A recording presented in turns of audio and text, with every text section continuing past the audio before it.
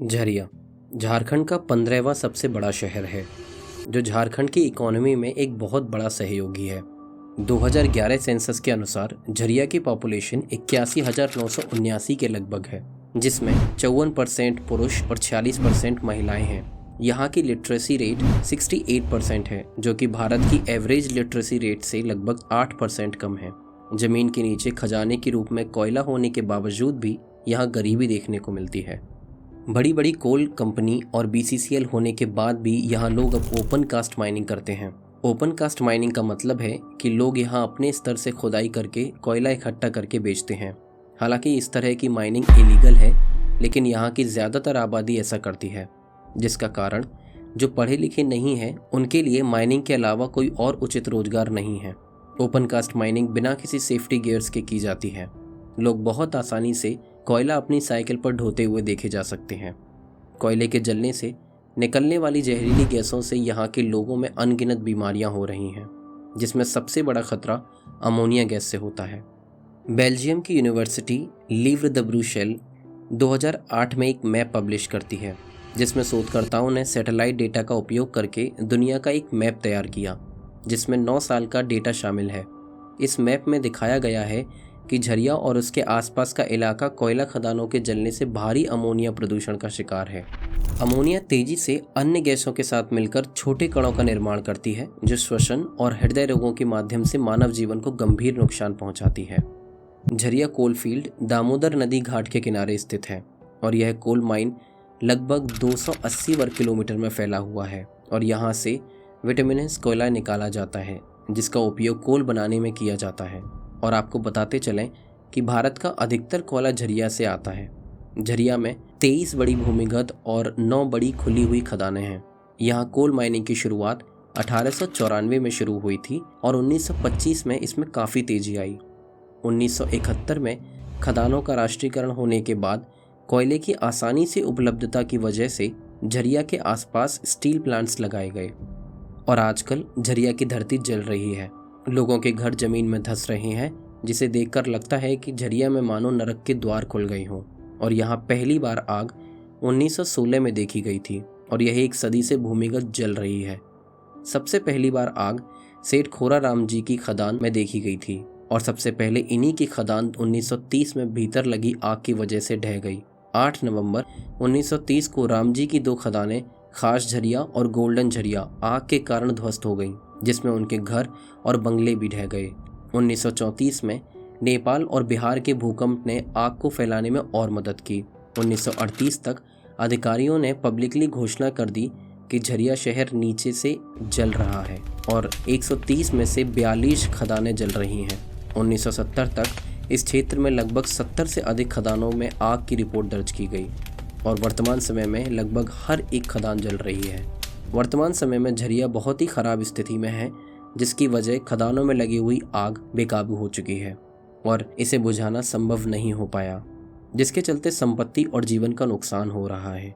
लगभग 60,000 करोड़ रुपए का कोयला अभी भी खदानों में पड़ा हुआ है और कई लोगों की अचानक घरों के जमीन में धंसने से मृत्यु हो चुकी है। लोगों की जान बचाने के लिए लोगों को पड़ोस के शहर में स्थानांतरण किया गया। हालांकि झरिया अब लोगों के रहने लायक स्थान बचा भी नहीं है, क्योंकि यहाँ की जलवायु पूरी तरह दूषित हो चुकी है। और अगर आप झरिया के लोगों की स्थिति समझना चाहते हैं तो ज़रा सोच कर देखिए कि आप रात में सो रहे हैं और अचानक आपके घर में दरार आने लगे और आपका घर जमीन में धंसता जा रहा हो। आप जमीन में आग को धधकते हुए देख पा रहे हैं, जो आपके घर को अपने में समा रही है। यही कुछ मंजर झरिया के लोग रोज देखते हैं। दुनिया में कोयले को ईंधन के रूप में सबसे पहले चीन में 2000 साल पहले उपयोग किया। तब से लेकर अब तक ईंधन के रूप में कोयला जितना कोई और सस्ता ईंधन नहीं मिला है। और एक बार झरिया में लगभग 150 घर 500 फीट गहरे जलते हुए खदान के गड्ढे में समा गए थे। कोई भी जीवित नहीं बचा और हर साल झरिया में ऐसे 25 से 30 हादसे होते हैं। जमीन के नीचे बहुत आग है, जो कि सालों से जल रही है। वहाँ रहने वाले लोग बताते हैं कि जमीन से हमेशा धुआं निकलता रहता है। कभी कभी घरों के फर्श में दरार आ जाती है और आग बाहर निकलने लगती है। इतना धुआं और आग होती है कि सांस लेना मुश्किल हो जाता है। गर्मी और दम घुटने की वजह से ये लोग वहाँ सो भी नहीं पाते। बच्चे रोने लगते हैं। अगर सुबह चावल रख दो तो शाम तक पक जाते हैं।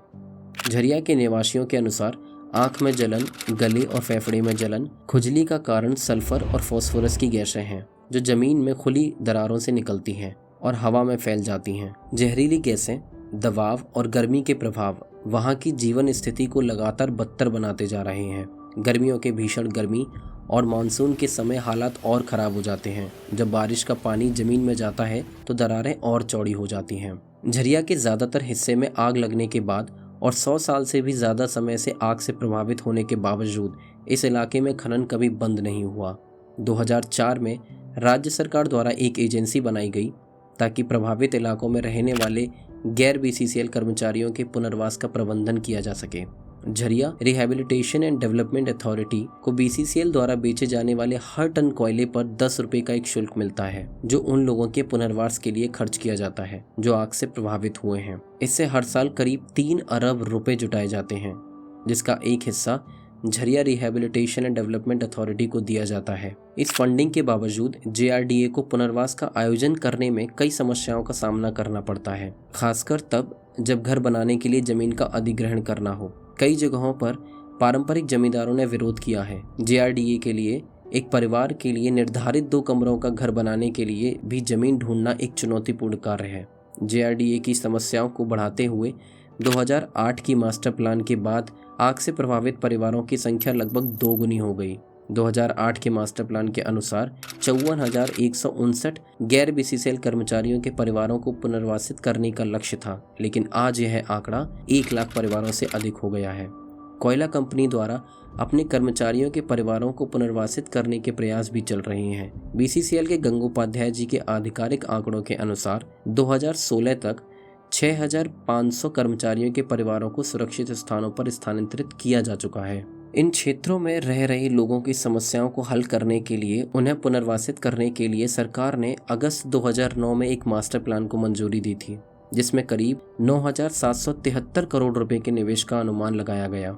इसमें से 7,112 करोड़ रुपए झरिया कोल फील्ड्स के लिए और 2,662 करोड़ रुपए रानीगंज कोल फील्ड्स के लिए रखे गए थे। झरिया की हालत दिन ब दिन बदतर होती जा रही है और झरिया में रहने वाले लोगों के हालात दिन ब दिन बदतर होते जा रहे हैं। हाल फिलहाल में झरिया की ओर लोगों का ध्यान गया है और लोग इसके बारे में बात कर रहे हैं। आपका इसके बारे में क्या कहना है, नीचे कमेंट करके ज़रूर बताइए।